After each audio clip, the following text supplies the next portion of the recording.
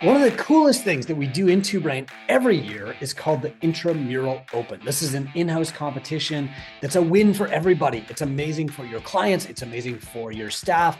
It doesn't burn them out. And it's great for you, the owner, because it boosts retention and revenue.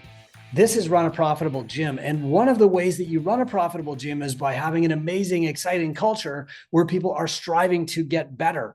The way they measure themselves is an annual competition called the Intramural Open. If you want this guide, which I'm going to walk you through in a moment, just send me a DM and I'll give it to you for free. We've been doing this since 2013. I started running an Intramural Open in my gym, Catalyst, in 2012. Back then, CrossFit had just rolled out their online CrossFit Open event. And I thought, how can I make this even better than what it already is? The first year that we ran it, the CrossFit Open was great for the clients. They loved challenging themselves. They loved looking forward to the challenges. And we were even smart enough to have them invite their friends and family to watch. The atmosphere was amazing.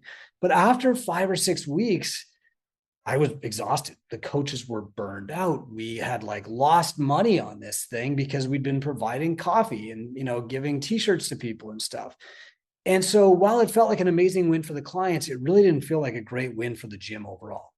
The next year, 2013, I thought back to my intramural experience in high school. Now, my high school in Northern Canada was a little bit like Hogwarts. On the first day as a freshman, you were drafted into one of 4 houses. I was drafted into the Panthers house. I didn't know anybody, but I quickly made friends because all of the other people in my homeroom were doing the same intramural events that I was. And so I would see them at volleyball at lunchtime, and I would see them at cards in 2 weeks, or whatever the different events were. All year long, we were sucked into playing sports and games every single day at lunchtime because there was nothing else to do at this rural high school. But it was a very sticky event. You quickly made friends and you quickly got addicted. I met my wife, who was also a Panther, and both of my kids were drafted into the Panthers house at the same high school years later. I wanted to give that experience to my members. And so in 2013, not only did we roll out the Intramural Open for our members, but we made it free to people through my blog too. Many gyms started copying this. And by 2014, the CrossFit Journal was writing about the Intramural Open experience. And by 2015, non-CrossFit gyms were doing it too. I want to help you, whether you're a CrossFit gym doing the CrossFit Open and using the Intramural Open framework to host those workouts, or you're a gym that's never done a competition and you want to host your first. The Intramural Open is an amazing template for that too. So let's get into the guide here. I'm going to walk you through it step by step. Again, if you want to copy this guide, all you got to do is shoot me a DM on Facebook and I will make sure that you get it right in your inbox right away so that you can start prepping and building the Intramural Open experience now. This is the cover of the guide that you're looking for. You just find me on Facebook, shoot me a DM. Hey, Coop, can I have the Intramural Open guide for 2026, please? And I'm happy to give it to you. The cover says every member on a podium, and that is the goal here. Remember, you have the only place in your client's life where they get to feel like they are accomplishing anything. Probably they might feel like they're getting their work done at work, but nobody is saying to them, you did that better than you've ever done it. Nobody's saying to them, great job. Nobody's saying to them, that is your personal best work. The only place they're getting put on any kind of podium in their lives is in your gym, right? Their spouse is not saying that's the best meal you've ever made. Their kids are not saying you are getting better and better and better at providing for us. None of that. The only place they get a spotlight and a podium is in your gym. Now, podiums are super addictive. And so the more opportunities we create in our gyms to put people on podiums, no matter what that podium is, first double under, first pull up, first front squat, first, competition, whatever, the more opportunities we create to put them on podiums, the stickier our gym is, because people evolve to become the heroes of their own story. And the Intramural Open is one more story that we can give them that they can't get anywhere else. It's another experience. And so in this guide, I'm going to walk you through the various steps to actually building these peak moments. Okay. And you can do this throughout the year too. The Intramural Open should be like the highlight of your year. This will take a little bit more work than other podium experiences will take, but it is so worth it, especially because it's amazing for the clients. We're going to use it as a referral opportunity to bring their friends and family into the gym and cheer for them, show them off. And we're also going to make this a win for your coaches by getting them paid for the extra time, and a win for you by improving your ARM and retention too. Okay. Now, this guide is pretty thorough because I want to give you all the steps with nothing left out. But if you have questions, just go to our free group, gymownersunited.com, or even better, ask your two-brain mentor on how they've implemented this at their gym. All right. So here's the story. This is my original gym back here. I think I've got a graphic from like 2014 or something. And what you can see is we used to just put things up on this big chalkboard painted on the cinder blocks, and later on things evolved. I'll show you some pictures later of big flags in my gym where we started running a draft because that was super duper fun. We started having meals. We started hanging these banners every single year. One of the coolest decorations in my gym right now is that there's over a dozen of these banners from the Intramural Open winning team every single year. Later on, we added points so that people would get awards for spirit. People started showing up in costume, and you can evolve, or you can stick to the basics and still have just an amazing, fun event. As you can see on the right-hand side here, I was just using a spreadsheet. That was just a screenshot, basically, that I posted. You don't need fancy software to do this stuff, even though software has evolved to, kind of encapsulate the Intramural Open. I think CrossFit might still be using their software too, although I'm not sure. All right. So we've been talking about this since 2011. We've really got it dialed right now. The first thing that I want to do is just kind of give you like the timeline for setup. So you want to start now. Okay. It's early January. This does take a little bit of prep work, but again, I'm going to make sure that it's worthwhile for you and your coaches and your clients and their friends and family, not just like a celebration for the client that's going to burn you out and lose your money. All right.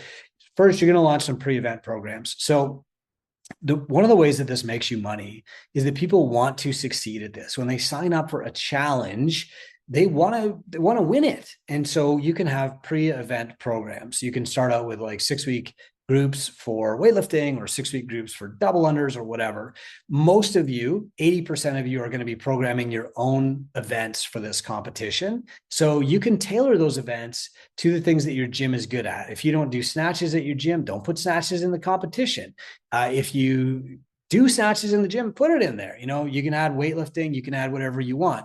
We typically save one event as a surprise and make it something just really fun. Like we play road hockey some years. We've had a biathlon where people would row and then they'd have to shoot pie plates with Nerf guns after the row, etc. Okay. This is your timeline. And this is going to tell you like, here's basically the work that's coming ahead. The guide is going to walk you through all this step by step. Don't worry. This is a 26-page guide. It's very thorough. If you want more help, how do I know what to set my prices at? Where do I get my t-shirts? Talk to your mentor. Okay. They can break the big challenge down into even smaller pieces and help you step by step by step. So let's start going through this, because what I tried to do is just break this big project down into small weekly steps for you. All right. So first off, we want to set up our activities. So the first thing that we want to do is figure out like, how many teams do we want? How do we choose captains for the team? How do we make the process of being selected inclusive and fun, instead of having somebody feel like they were the last one picked? Okay. So the first thing that you want to do is set a price for doing this event. I recommend $50 and up. I know a lot of two-brain gyms go to $100. What you want to do is you want to have a price that actually means something, so that people, when they pay the price, they are committed.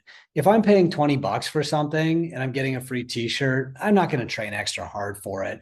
But if I have to pay $100 for it, yeah, I'm really going to put some thought into it. I want to do my best. I'm going to train hard. And that's going to hold me accountable to showing up in the gym for the next 2 months, if nothing else. I might even sign up for a specialty program to work on my weaknesses if I want to make faster progress at that. So let's say, for example, that I want to get better at clean and jerk. And I know that clean and jerk comes up in my gym's programming once, maybe twice a week. And I'm going to get some coaching on that. But if I want to improve faster, there's a specialty program happening for 6 weeks that will let me do that. Or if I want to improve faster, I can do some personal training sessions to help me improve on that too. So you want to make sure that people have the opportunity to improve more rapidly than your general programming when they want it. Okay. So that's the first thing. You want to set a price for the event, and you want to tell people like, hey, if you need to work on your double unders, if you need to work on your knees to elbows or whatever, you're rowing, we've got a clinic for that. A few ways you can do it. I just mentioned running a 6-week specialty group. That's one way. The second way is to have like a weekend specialty program. So these are for technique, but you can run them on consecutive Saturdays. The first Saturday is rowing technique. The second Saturday is weightlifting technique. The third Saturday is powerlifting technique. The fourth Saturday is like skills and drills where you're doing double unders, knees to elbows, stuff like that. These are for people who just need like tips on getting better at competition. Okay. So you're going to set your prices. You've already got your personal training prices, I'm sure. If you're going to run these specialty comps on the weekend, make sure that it's worth you showing up or paying a coach for. Charge more than people would pay for their regular classes, and do not make this free. The goal of the Intramural Open is not to have you working harder to make the same amount of money. You want to charge for these because it's optional. It's for people who want to go faster in certain elements. The next step is to select some captains. So you're going to have a draft. And the draft is going to be fun. Nobody's going to feel like they were the last one picked or anything like that. The captains really need to be the people in your gym who are going to encourage other people to show up. It's attendance that matters more than anything else, not outcomes, not results. So your captains, for that reason, should probably not be coaches. They should be the members who show up every single day with batteries included, the connectors, the people who seem to know everybody, the first people to welcome a new person in class, the socialites, okay? These are the captains that you want. You want probably 3 or 4 if you've got a gym of 150 people and you think we can probably get 90 to 100 to sign up. These people are going to need to put some time in. They're going to need to recruit people. It's going to be fun, but they can't just expect to show up at the first event. They're going to need to be doing some social stuff. Okay. The next thing is you need to set up scoring. Now I've got a sample score sheet for you. Okay. Down here later in the guide. And again, if you want this guide, just, hit me up on Facebook, send me a DM, say, can I have the Intramural Open guide? Okay. If you spell it right, I'll get it to you faster. Just kidding. After you set this up, the scoring, you can set up divisions. Now, this is where you might want to think about like RX and scaled. You might want to set up divisions by age. It's up to you. If you have a big youth training program in your gym, you might want to set it up by different categories there. The thing you want to do is keep it as simple as you can. I tend not to do divisions. I do like an RX and scaled, and that is it. Then the next thing is you want to set up your open registration. So put your open registration link on your booking and billing software. If this is like a one-day thing, set that up in Kilo or Push Press or Wodify, whatever you're using, so that people can register and pay online. The last thing you want to do is be the middleman where people need to contact you to sign up. You got to make this as easy as you can. Now, what you want to do is set up a draft day. Okay, so this is going to be fun. You've got your captains. They are Mary and Joe. Let's say I've only got 2 captains. Draft day is going to be February the 1st, February the 15th. You pick a day. You're going to tell them, pick a team name first, okay? Then you're going to make up a private Facebook group or a private WhatsApp chat channel for each of those groups and put the captain in charge of that, all right? Now you're going to take out your client list and you're going to say, okay, here are the people who are going to be really serious competitors. Let's divide those up and have you draft from those people first. And then from there, they can draft the rest of the client list. They can add people on Facebook. They can add people, through DM, email, whatever, right? You're not giving out client information. So make sure that your coaches know how to find your members online. Probably Facebook is going to be the easiest because they're using their real name. The way this worked best for us is we took one year 4 captains out for wings, and we went to this bar and we had the client list, and every captain had a copy of this client list. And first we went through kind of the more competitive people. There were about 20, and they did the actual draft. I picked Joseph, I picked Mary, whatever. Then we said, okay, now fill up your team. Go ahead. Here's the client list. Go out and recruit. So you're not drafting the average client because, again, you don't want anybody to feel like they're the last one picked. Instead, you're recruiting them. So the captains were quickly DMing people, join my team, you want to be on this team. And what actually happened was that we filled 4 teams really quickly. They all got to 20 members, 20 people. And then I said, okay, now move on, like get as many as you can. And the teams knew that the attendance points were so critical that if they got 40 people on their team and other people only had 30, they had a massive advantage and a really good shot of winning. Okay. Now you can stream this on social. The way that you do it is you don't have a draft. I pick this person. I pick this person. What you do is you have your draft for your competitive people if you want to, and then you have all of your clients' names printed out and put in a fishbowl. And then you go, coach or captain by captain. The first captain is the captain of the Panthers. Okay, they reach in the fishbowl. I pick Joseph. Wow, yes, Joseph, welcome to the Panthers. Awesome, And then the next person goes, okay, the next is the Kings team, whatever. They can make up funny names. They reach in the fishbowl, they pick out the name. Mary, welcome to the Kings. Congratulations. All right. And you just go through the draft that way. Maybe you change up the draft order every round or whatever, but you want people picked. You want people to feel like they are already requested to be on a team. Now, some members will feel like, I don't know if I want to do this, but they've got this captain, this person from their gym approaching them and not Coop. That's really important because they know that Chris is going to try and talk me into stuff. They know the coaches are there to try and talk them into stuff. But when they get that request from Betty Lou, will you come and help my team? They're way more likely to say yes to a peer than to you. Okay. That's something. Some of the members really took it to heart and said like, hey, all four of you have approached me. What are you going to do for me? How are you going to get me on the team? How are you going to earn my place? And so the captains would have to do funny things to get them onto the team. One guy made up his own like wanted poster and stuck it all around the gym and was like, hey, let's see who's going to earn me on their team, right? He wasn't a top athlete. He was just a fun-loving guy. And this is what happens when you set up the framework properly. All these things just organically happen in your gym. It's an outlet for creativity. It's an outlet for fun. And that's what the Intramural Open is really all about. So draft day, I've got the step-by-step in here, okay? You've got this short-term recruitment period. Okay, guys, in the next 7 days, build up your team, recruit as many people as you can. And again, now you've got your peers out there in your community recruiting people to do this event instead of you, talking about it on Facebook and Instagram and putting up notices all over your gym. Okay, that's what's powerful. And that's like the best way to recruit people. Now, I want to talk a little bit about pre-open programming. Remember, the goal of the Open is to put people on podiums. It's to help people be successful. It is not to separate the best athletes from the worst. It's not to get a ranking of who's the most fit in your gym. That's not what this competition is about. This competition is about helping people win, period. Okay.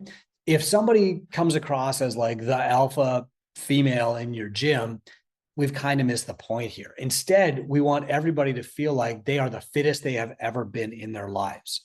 That is the point of the Intramural Open, to show people you are as fit as you've ever been. So the pre-open programming, I have a little blurb here on it. That's really important. You want to have things in your programming that they're going to see in your competition. The last thing you want in your competition is for people to be like, I've never done a double under before. Oh my God, I feel like a failure. All right. Now, I am especially sensitive to this because when I started doing intramural events in my high school, I was not an athlete. I was a total nerd.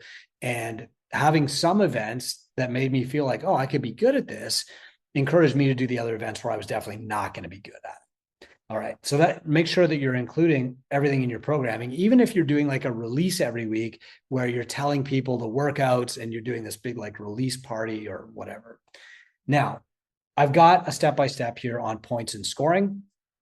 The point, again, is not to say like, these are the fittest people in our town or whatever. The point is to include everybody and get people to show up and feel like they are at their personal best. So most of the points are going to be given out for participation. Now, you'll see that number one, teams are given 1 point for every person that completes every open workout.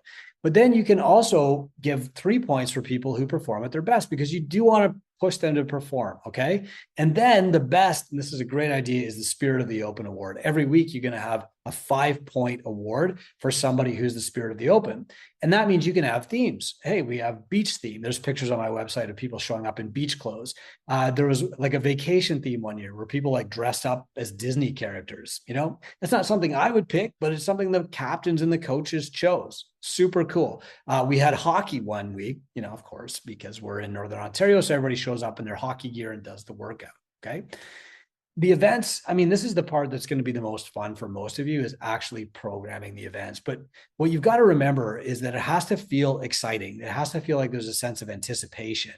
It doesn't have to be like max clean and jerk, max 5K run time, fastest 3K row. You want it to be fun. You want it to be like people hitting PRs, doing things for the first time. That's amazing. giving people a reason to get their picture taken. Okay. Keep that in mind. Now, if the goal is like 7 minutes of burpees, arguably, okay, that's a fitness test of stamina, whatever. But, it's not something that people are going to be posting all over Instagram. If it's like, I did it, I, pressed this weight over my head, I got my first pull up, like think of stories that they can tell. And the simpler the story, the better. So if they go to a party right after the competition and somebody's like, wow, how come your face is so pink? Well, we did 7 minutes of burpees. That doesn't sound fun. But if they say something like, I got my first pull up, then their friends are going to be like, oh my God, like, let's talk about that. I've never done a pull up. I can never do a pull up, right? Like you want to have firsts. If it's a complicated explanation, it's not as good of a story. So keep it really simple, keep your programming simple, keep it super duper fun, and keep it to something that like people can win at. All right. They either get there first or like an obvious best. So I've got some tips here on like, some of the workouts that we've done. I just wanted to give you a template and don't overthink it, right? Like the programming might be the fun part for us, but it's also the part that we're most likely to think too much about. So I've given you some workouts. And if this is your first year doing the Intramural Open, just copy these. So I've got a super meet, right? Super duper fun, heavy lifting. And it's a combo. You can divide by their body weight if you want to, or whatever. Second is Sort of Cindy, a CrossFit classic. Okay. So as many rounds and reps as possible in 20 minutes of pull-ups, push-ups, and kettlebell swings instead of air squats. But again, you could just sub it for Cindy if you want to, or you can copy what I've got. And then we've got kind of like a High Rocks event. Okay. It's a High Rocks inspired time trial. As much as I love High Rocks and love working with High Rocks, we don't have the right to use their name in this guide yet. So use something that's similar. It's a challenge. It's kind of an obstacle course. And there you go. You can copy what I've got here. Okay. Then you've also got a dumbbell triplet. And you're keeping it simple. You're keeping equipment needs simple. You don't need 50 different pieces of equipment to run this thing. It's fast. It's furious. You can have a lot of cheering from the sidelines because people will know what's going on. I love the long chipper. I do. Filthy 50 was my favorite CrossFit workout. But it's really hard for people on the sidelines to follow if you've got like 10 or 15 or 20 people doing it at once. Like, who's even winning? I don't know. And this is the biggest challenge that CrossFit ever had in their competition is they have to explain to the audience, like, who's actually winning. Try to avoid that. Try to make it really obvious who is where and how many rounds they've got, how many reps they've got. So, let's talk about prizes. Now, look, you don't have to go crazy on prizes. You're charging people because that gives them the accountability to train.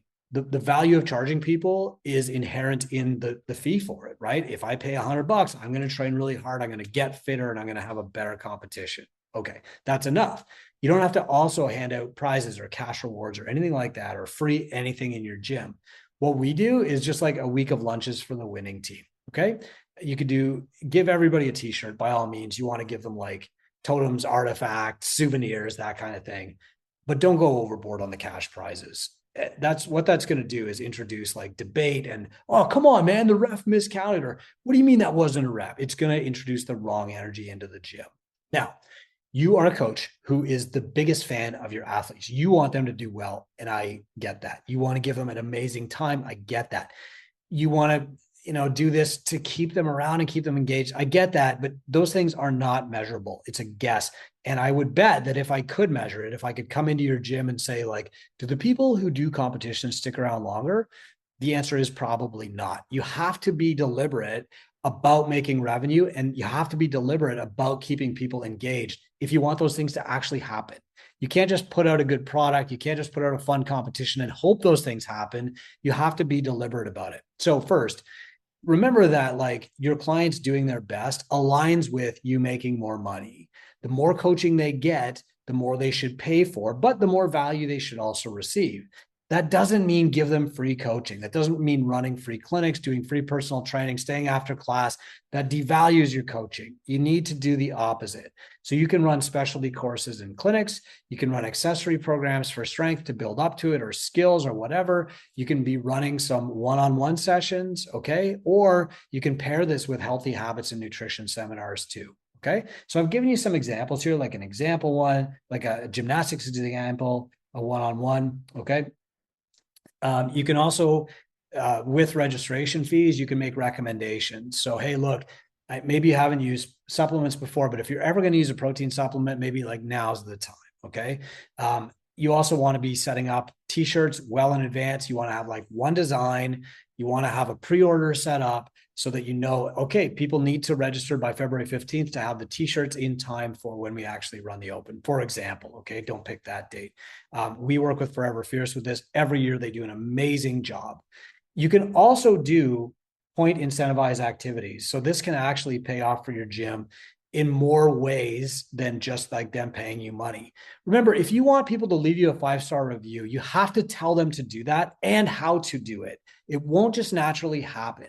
If you want people to bring a friend to the last workout, you have to tell them how to do that and why they should do that. It will not just happen. If you want, people to schedule a skill session, like a personal training session, you need to tell them to do that. Okay.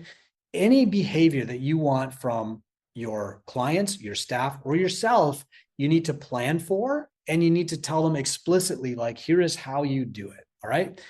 So feel free to add, points into this, but don't water down your entire competition to the point where it's obvious that you're like just really seeking 5-star reviews and referrals. Now, let's talk about that week 4 really briefly here. Okay. The last week of the competition, whether it's week 4 or week 5, you should encourage people to bring their friends and family. Now, they're going to be embarrassed about this. And so you should actually like write a post for them. Hey, I've been doing this competition. This week is the last week. I would love to have you there because it's just going to be a party. Maybe you're going to have a barbecue. Maybe it's going to be like a potluck or something like that. But basically just invite kids, parents, spouses, BFFs to come in and like watch and cheer. They're not involved in the workout. They're not, doing a free trial workout or anything like that. It's your opportunity to meet them.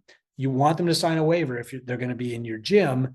And maybe you run a kids heat or something like that. So the kids aren't just sitting around bored while mom and dad compete, right? Maybe you want to run a kids like Ninja Warrior Challenge or something like that.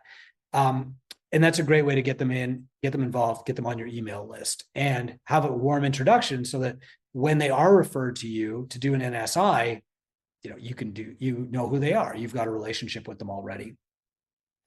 Right after the Open ends, you want to get people in for goal reviews. So you use this as a good excuse.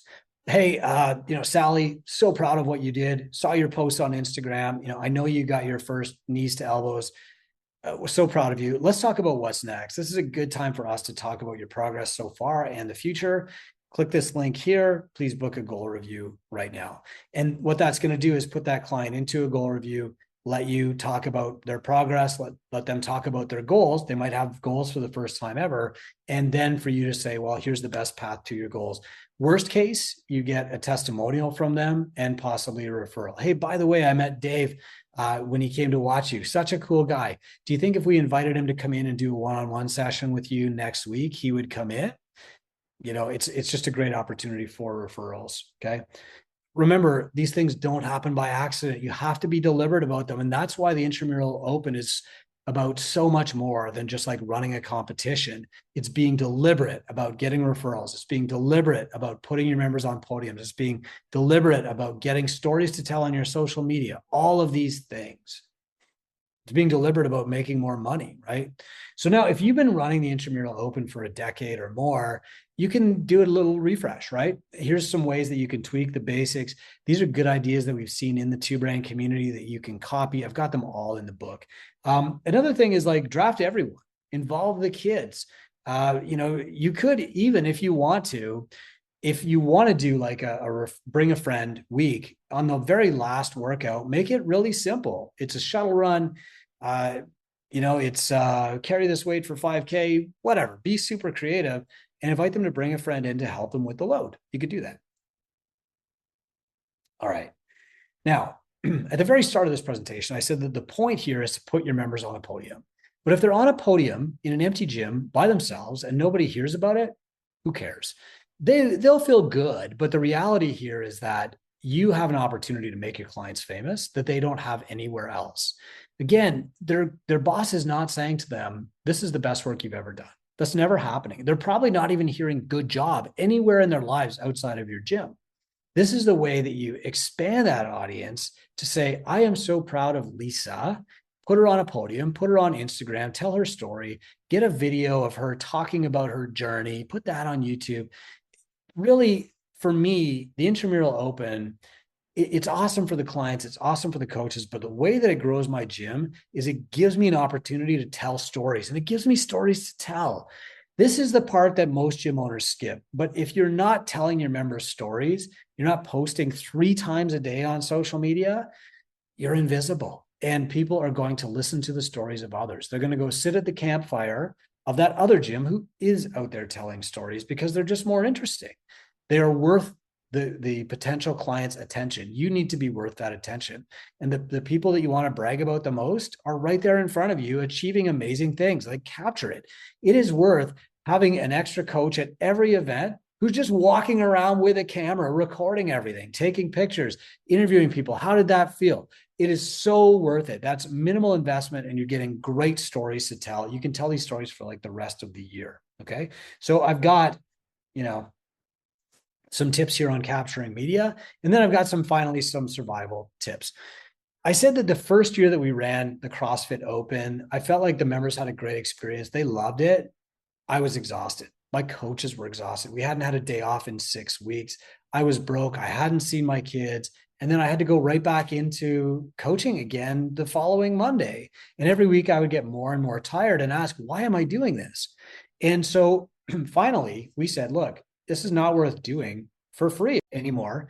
There has to be a purpose to this other than just the amazing purpose that the clients are getting. We have to make money. The coaches have to make money. I can't ask for volunteers anymore. The coaches were generous and they were willing to do it for free for the clients, but I just didn't want to impose on them anymore. So I wanted to be able to pay them.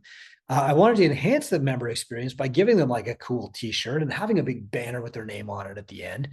And I also wanted a week off in the middle. Like, I did not want to be there every single time. I can remember, I don't even know where I was flying in from, but coming in on a plane and being away from my family for a week. I was probably working for CrossFit at the time, going straight to my gym and judging a competition instead of going home and seeing my kids. Like, you need to have a good rotation here. And so I've got some good tips here on how to survive, especially if you're running like a 5 or a 6 week workout. Final note here, and I don't need to share the guide here to tell you this. You deserve to be successful. I don't know, maybe nobody's ever told you this before, but your act of generosity was in giving up a stable career, buying and operating this gym. Your act of generosity does not extend to doing it for free. It does not extend to bartering yourself. It does not extend to asking your coaches to volunteer their weekends to give the members a better experience. Your act of generosity does not mean you have to be poor. In fact, if you are poor, your act of generosity in opening a gym will die on the vine. It will not last long enough to actually change people's lives. You have a responsibility to your clients, to your staff, to your family, and to yourself to be successful at this. It's not a matter of greed or nickeling and diming people. It's being responsible enough to know when to charge because you're delivering extra value, and how to deliver amazing value for the money that people are paying.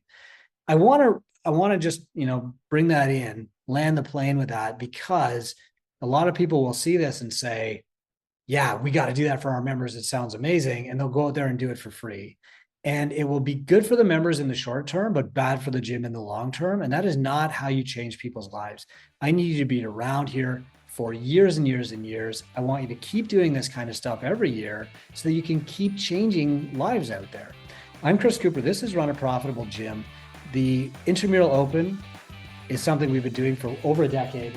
It's better every single year. We publish a new guide. This is the best guide we've ever done because I want it to be the best event you've ever done in your gym.